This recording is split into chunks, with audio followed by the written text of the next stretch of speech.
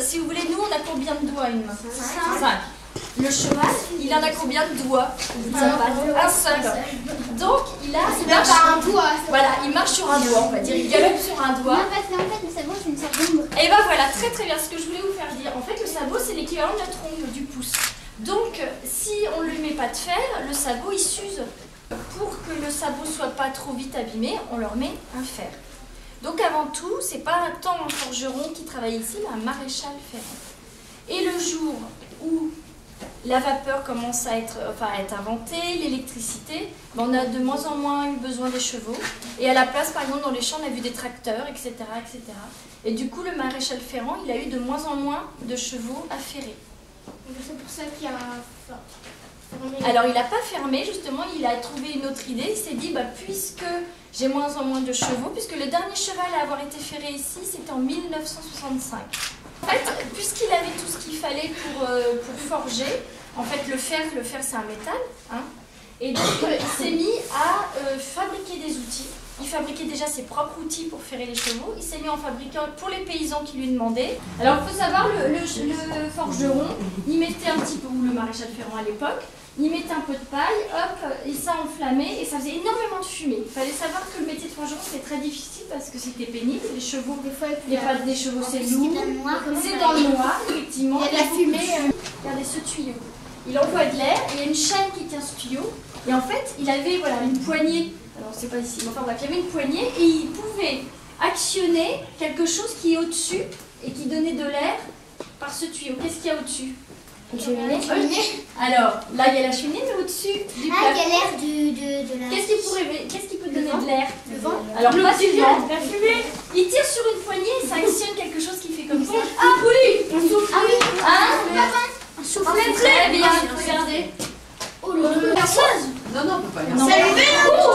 Mais ouais, il y a une porte. Non, c'est pas lui, je sais pas pourquoi. Donc cette enclume, c'est lui qui l'a choisie et elle est toujours sur un billot en bois. Le billot, voilà, c'est un morceau de tronc d'arbre, on va dire, qui fait que ça stabilise l'enclume, qui la met à sa hauteur, puisque chaque forgeron, il y en a des petits, il y en a des grands, hein, faut que ce soit à sa hauteur pour travailler toute la journée dessus. Et surtout, ça amortit les coups. S'il n'y avait pas du bois en dessous pour amortir les coups, ça résonnerait dans son bras au moment où il taperait avec son marteau. Donc ça, c'est important, son outil de travail. Alors il y a un trou, parce qu'en fait, il mettait ce qu'on appelle un embauchoir. Il y en a là, on mettait dedans. Et c'était des formes qui lui permettaient, quand sa barre en métal était chaude, de donner une forme particulière à sa barre. Alors une enclume, le dessus qui est plat, ça s'appelle la table. Et les bouts comme ça s'appelle, ça semble comme un taureau, qu'est-ce qu'il a? Des cornes. Des cornes, voilà. Donc des cornes, alors il y en a une plus ronde et une autre plus plate. C'est pareil, c'est pour donner des formes en métal. Hein?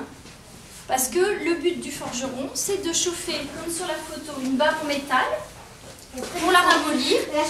Et après, tout de suite, il tape dessus avec son marteau sur une forme, sur quelque chose qu'il a posé, ou bien à plat, pour l'aplatir, ou sur une forme pour lui donner un aspect bombé, creux, etc. Il connaissait son métier. Donc il avait toujours de l'eau dans cette auge, et il avait soit un petit goupillon, je ne sais pas si vous connaissez, enfin un petit, comment dire, du crin, en fait c'était des crins de chevaux, et il le trempait dedans, et hop, il jetait un tout petit peu comme ça de gouttes d'eau, pour refroidir un petit peu son feu, par exemple s'il y avait trop de flammes ou s'il était trop chaud. Et en même temps, cette auge permettait de plonger tout de suite le métal chaud pour le refroidir. Une fois qu'il lui avait donné la forme, alors ça faisait des bruits comme... Hein, il fumait quelque chose de chaud. Comme un charbon dans l'eau. Donc il y avait le bruit du charbon quand on mettait le métal chaud dans de l'eau. Et alors il faut savoir une chose aussi, quand on met un marteau sur une enclume sur du métal, ça fait ting. Et en fait il y avait toujours deux bruits, il y avait ting ting. Parce qu'il donnait un premier coup sur la barre et à côté, voilà, il donnait un tout petit coup plus léger, comme ça, avec son marteau à côté. Pourquoi? Oui, directement sur le coup. Donc il faisait bon et enfin ting et un ting ting à côté. Parce qu'en fait, à taper tout le temps comme ça, il aurait son bras qui serait devenu tout raide et le muscle tout dur.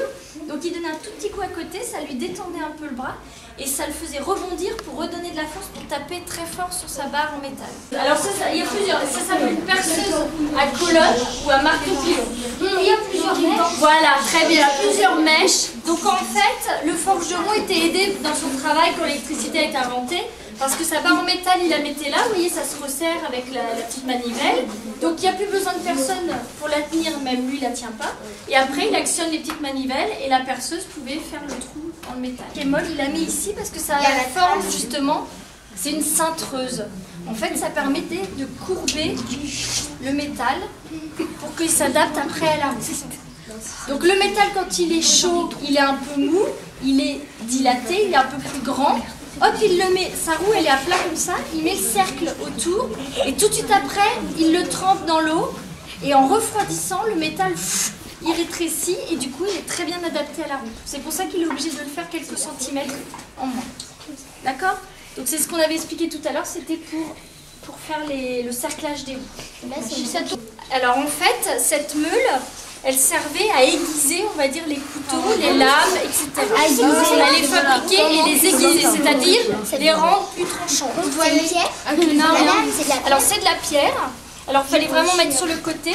Et une lame, alors le fait que ça tourne, cette meule, ça chauffe la lame. Non, c'est le monsieur qui la faisait tourner à sa vitesse. Mais ça doit tourner assez vite quand même. Et ça la chauffe en fait, de faire tourner, de mettre la lame contre la pierre. Donc il fallait de l'eau, c'est pour ça que c'est creux. Il fallait de l'eau pour tout le temps refroidir cette pierre, pour que la lame ne casse pas. C'est cassé. Oui, bah oui, parce que tu sais, c'est très vieux et voilà. Tout ça c'est d'origine. Tout ça c'est d'origine, tout ça. Donc je crois qu'on a parlé de tout. Il y a quelqu'un qui m'a dit en entrant que ça s'appelait tout de suite le mur du fond là. Ce que j'espère, c'est que vous allez pouvoir bien raconter aux autres élèves à la sortie de la classe.